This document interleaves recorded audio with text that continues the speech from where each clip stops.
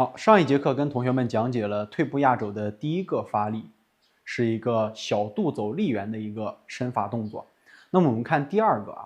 第二个发力呢是一个发完劲力之后，从压肘的伸法转换下势。我们从正面去观察这个动作的变势压完以后，好，此时右胯是产生的一个松合，对不对？好，右胯松合的同时，伸法微微回正。右手逆缠按掌，左手立掌相合。当伸法合到右侧以后，当走后弧，重心左移。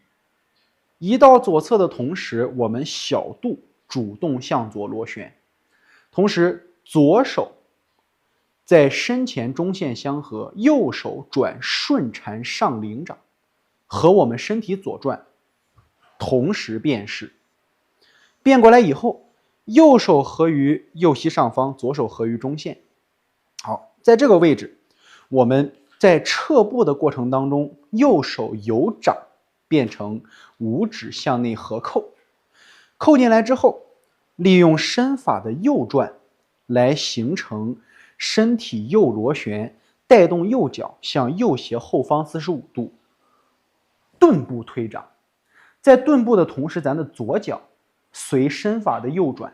轻轻相合左胯，带动咱的左脚脚尖往里内扣一下。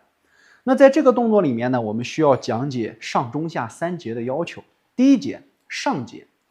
我们的右手在螺旋相合的过程当中，一定要切记，这个位置不是我们刻意的拿手去向前去拨掌领掌，它的主体的核心运动在咱们的中线上。比如说合到右侧以后，你看后弧一过来，伸法是当走后弧，是微向右转的，所以就会显得右手是走一个外弧线向内相合。这为什么有外弧线？因为当胯的螺旋是后弧，所以后弧的在转动的过程当中，身体走大螺旋的重心转化，它会先让伸法在移重心的时候微向右转，转过来之后，你看右手从逆缠外蓬，它怎么转的顺缠？合左胯，这个时候咱的松左胯，你看如果松下来，你是一个这样的伸法，感觉往里团了。这个地方呢，咱们是一个顿步退步压肘，所以身体是一个左右螺旋非常劲力充分的一个转换。那么肚子就会形成一个主动向左螺旋，你看通过小肚向左转，收进来，收进来，它有一个这样的感觉，所以手就会随着先松右胯，重心左移，螺旋相合，摆掌向内拨掌，领手相合。那右手摆到身前与右膝上下相照，为什么？因为它都是利用小肚左转合左胯，这个过程都是随着伸法的左螺旋带动相合的，所以右手和右腿它相合的角度是相等的，不要把这个角度给弄错了。所以这是一个很重要的事情。那么我们从侧面再看，当重心转化到位，伸法左转的时候，顺势合过来以后，左脚虚步点，左脚实腿落地，右脚虚步点地。在退步的过程当中，很多老师用的错误方法，直接提膝向后跺脚，这个跺脚容易伤到我们的膝关节，因为在你下跺的一瞬间，力量是直接贯通到咱的右膝上的。所以在收完右脚之后，注意看，它和咱们的左腿在螺旋合胯时候的方法差不多，只不过这一次从左转转化到了右转，右转的过程里带动右手，你看伸法右转的过程当中，右肩向后，左肩向前，所以整体在运行的过程里面，中线是不是形成了一个向右的立体螺旋，对吧？立体螺旋的时候，我们的身体就会形成一个什么样子的动作？身体的右转不光会带动右肘向后，你看右手现在在前面，随身体的右转，顿步打开，相合下沉。那右脚在顿步的时候，不要直接往后走。我们如果直接往后走，很容易造成什么？一顿，身体它是一个螺旋劲儿，如果这个螺旋劲儿过大，它会导致身体向右侧过多的倾斜，整个人就会往后咧。所以右脚顿步的时候，我们左腿同时要做一个什么事情啊？收上来虚步还是很高的，所以顿步的时候身体的右转，你不光要让右脚往斜45度的方向去顿脚，同时在顿脚的过程当中，左胯要顺势产生上下折叠。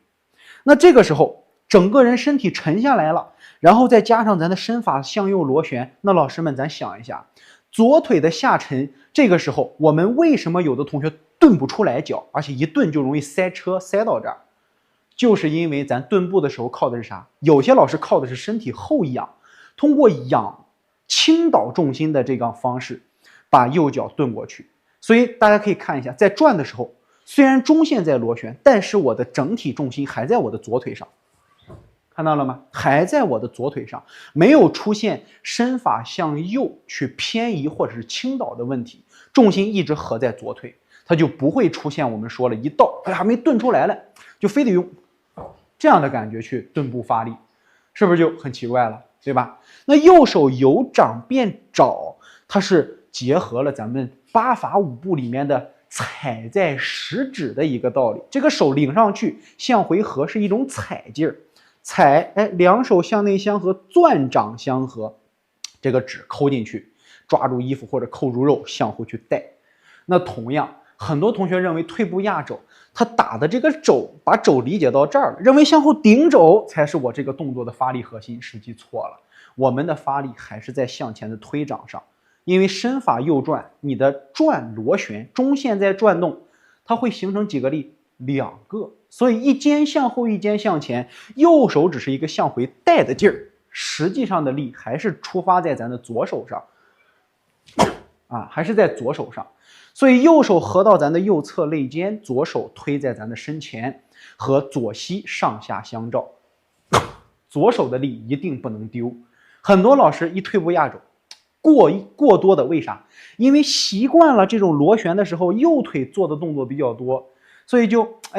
把重心和注意力都往右边去放。但实际的概念在哪？实际的概念它不是让你去以右边为发力主体，让你以左手这个地方为发力主体，所以大家容易在这儿做错。那么重心在下落之后还在